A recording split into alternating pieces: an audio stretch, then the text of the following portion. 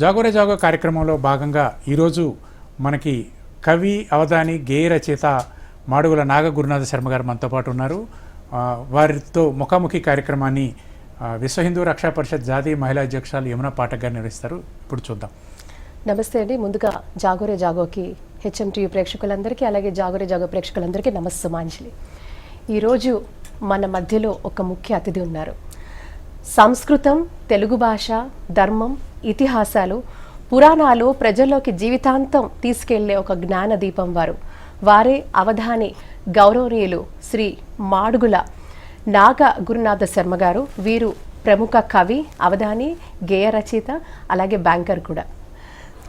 Sir నమస్కారం. మేము అడగగానే మీరు మీ సమయాన్ని తీసుకొని వేరే కార్యక్రమం వచ్చినందుకు ముందుగా మీకు జాగో తరఫున మీకు నిజంగా కూడా పాదాభివందనాలు చేస్తూ, చాలా సంతోషం. ముఖ్యంగానండి మీరు జాగోరే జాగో చూస్తూనే ఉన్నారు. గత సంవత్సరంన్నర పాటు మేము చేస్తున్న ఇదొక భగీరథ ప్రయత్నంగానే మేము చెప్తా ఉన్నాం. నిజంగా విశేషంగా మీరు కూడా దాన్ని చూశారని చెప్పడం మాకు నిజంగా చాలా చాలా సంతోషకరమైన విషయం. ముందుగా ఎక్కువగా మీ సమయం చాలా ఇప్పుడు మాకు తక్కువగా ఉంది కాబట్టి ముందుగా డైరెక్ట్గా మీరు నేరుగా మీతో ప్రశ్నలోకి వెళ్ళిపోతాం. సార్, వేల ఏళ్ల చరిత్ర ఉన్న ఆలయాలు కేవలం రాళ్ల కట్టడాలే అని భావించే స్థితికి యువత వెళ్ళిపోయింది. ఈ భావన మారాలంటే యువతకు ధర్మం, సంస్కృతి మధ్య ఉన్న జీవ సంబంధం ఎలా బోధించాలని మీరు అనుకుంటున్నారు? మంచి ప్రశ్న వేశారు యమున గారు. ముందుగా ఈ జాతి ప్రశ్నించడం మర్చిపోయింది. అసలు ఎలా ప్రశ్నించాలి, ప్రశ్నిస్తేనే మనకు కావాల్సిన సమాధానం దొరుకుతుంది అన్న విజ్ఞానం ముందు పురాణాల నుంచి ఉంది. ప్రశ్నించడం అంటే ఇంకొకరిని తక్కువ చేయడానికో, మనం వాళ్ళని ఏదో విమర్శించి వారి స్థాయిని తగ్గించడానికో ప్రశ్నించడు భారతీయుడు ఎప్పుడు. ప్రశ్నించడం అన్నది మనం ఇంకొక మెట్టు ఎదగడానికి, మనం ఇంకా జ్ఞానాన్ని పొందడానికే ప్రశ్నిస్తాడు.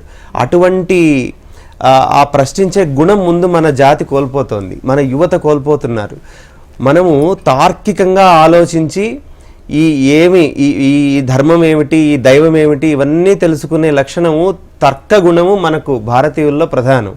అటువంటి గుణాన్ని ముందు మర్చిపోతున్నాం. మీరు ప్రశ్నతోనే ప్రారంభించారు కాబట్టి అది ముందు యువత నేర్చుకోవాలి. ప్రశ్నించాలి, తెలుసుకోవాలి, పెద్దల దగ్గర అడిగి నేర్చుకోవాలి. అయితే ఇక్కడ ఆలయము రాతి కట్టడమేనా అన్న ప్రశ్న ఇప్పుడు తలెత్తింది.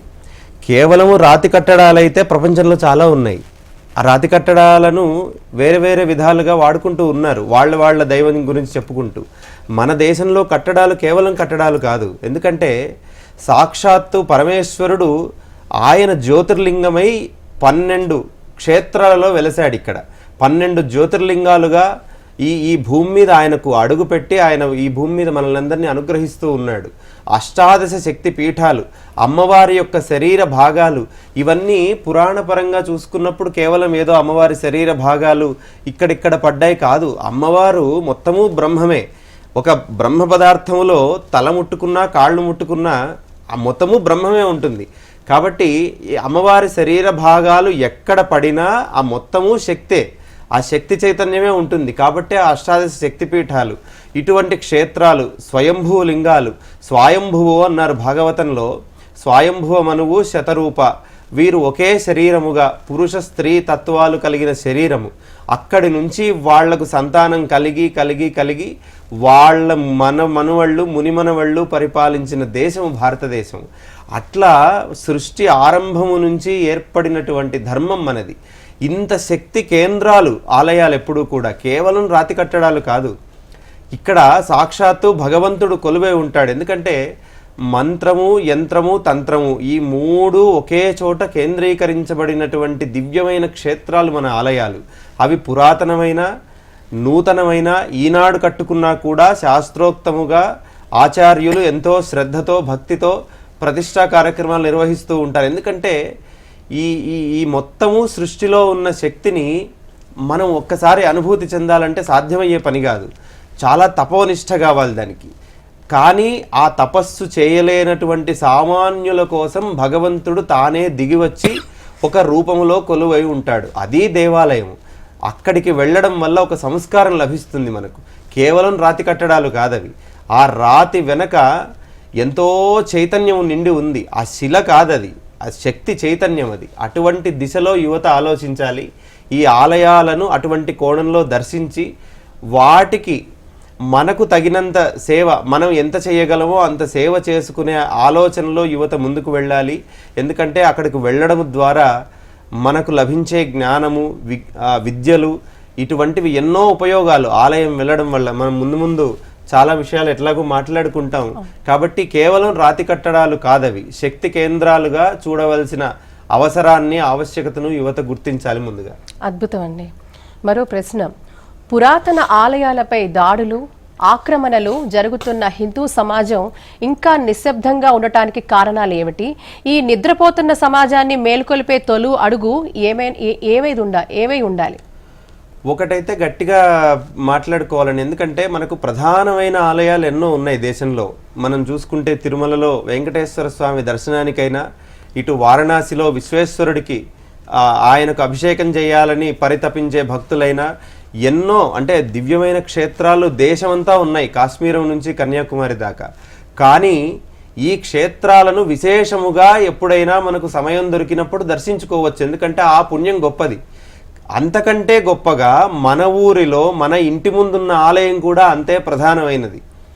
మన ఊరిలో మనం గుడిని మనం కాపాడుకుంటున్నామా, ఆ గుడికి వెళుతున్నామా, అక్కడ గుడిలో నిత్యము అర్చనలు, భజనలు, ఇటువంటి సంప్రదాయం కొనసాగుతోందా? నా చిన్నప్పుడేనండి, ఎక్కడో ఎక్కువ సంవత్సరాలు వెనక్కి వెళ్ళవలసిన పని లేదు.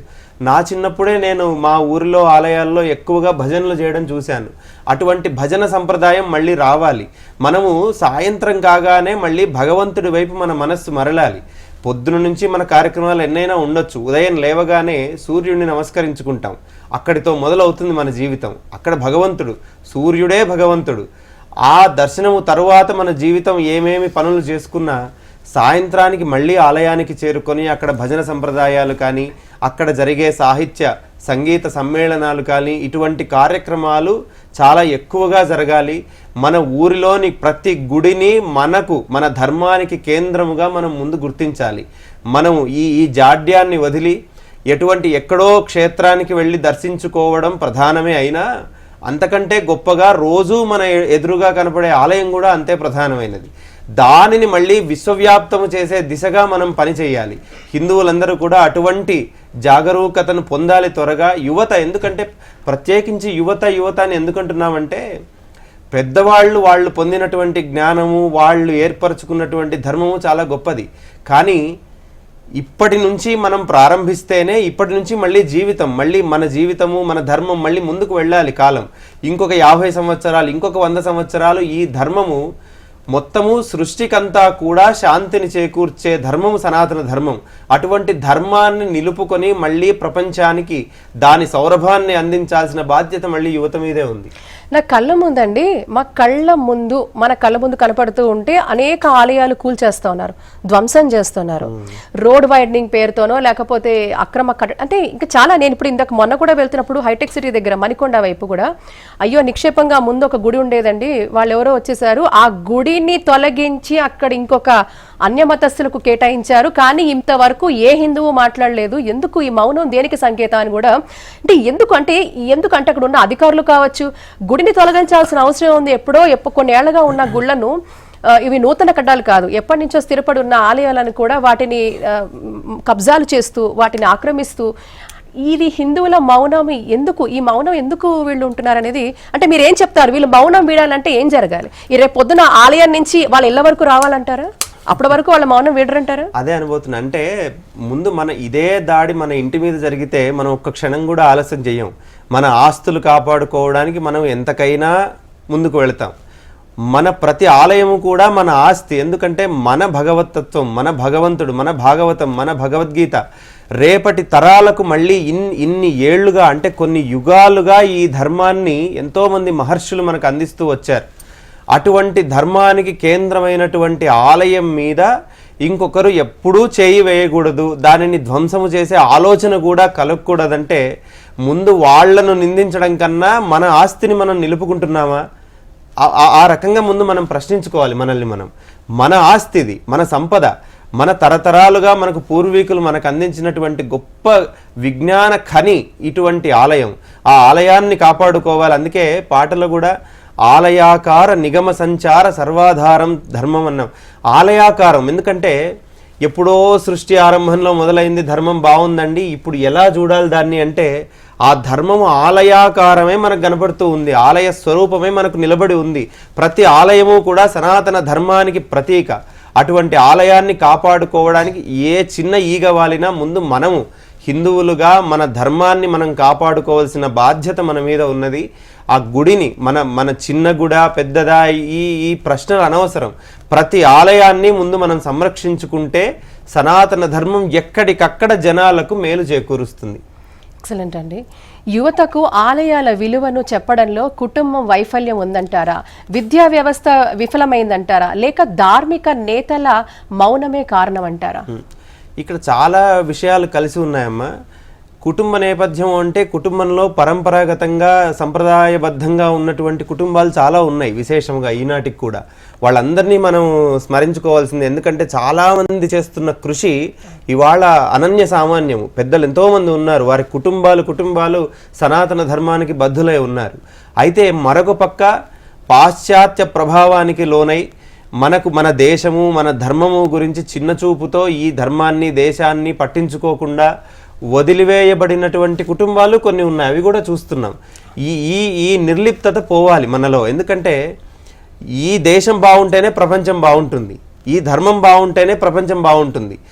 మనకు యుద్ధం అనే మాట వచ్చినప్పుడు భారతదేశం గురించి ఈ సినిమాలో కూడా బోయపాటి శ్రీని గారు అన్న మాట ఏమిటంటే, యుద్ధము అనే మాట నేర్పించిందే ప్రపంచానికి భారతదేశం. కానీ భారతదేశం ఏనాడు కూడా వేరే దేశం మీదకి యుద్ధానికి వెళ్ళలేదు, ఎప్పుడు ఇంకొకరి మీద యుద్ధానికి వెళ్ళదు.